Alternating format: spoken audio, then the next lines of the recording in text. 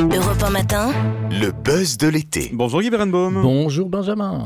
Internet, il faut faire avec, surtout quand on a une célébrité et que tout et n'importe quoi circule sur Internet. On serait tenté de dire, ça paraît évident en 2012.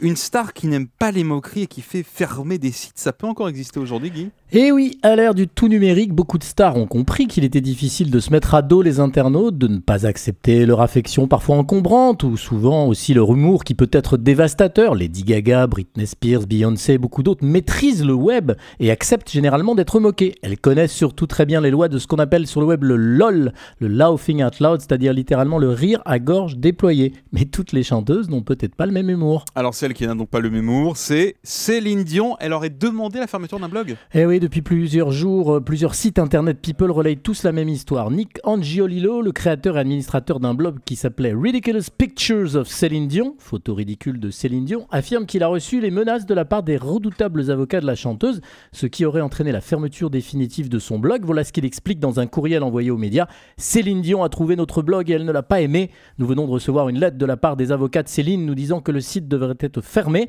Alors il précise aussi qu'à son sens ce site était parfaitement légal mais qu'il n'a ni l'argent ni le temps d'embaucher un avocat pour répondre aux conseils de la chanteuse. Bref, il conclut avec un petit peu d'emphase. Le rêve est fini.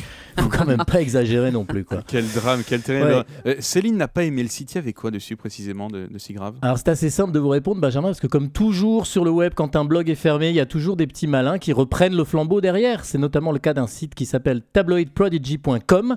Je vous invite à y aller et qui a publié à son tour les photos effacées en les rendant même animées. Et c'est beaucoup plus drôle. Alors honnêtement, ça casse pas trois pattes à un canard. Céline Dion a un visage très très souple, mobile. Elle est très expressive et parfois, c'est vrai, il lui arrive de grimacer.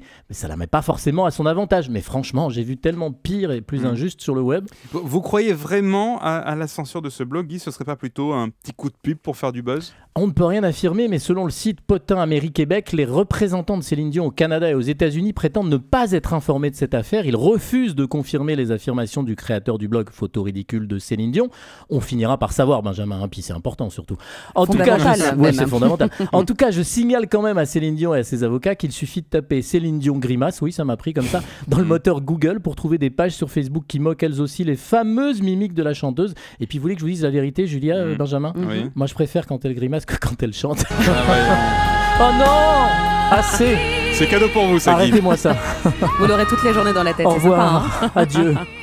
Je vous aime plus. Prenez-en de la graine, Guy. Ça, c'est de la voix. Céline Dion. Salut Guy, à demain. Salut Guy, à demain.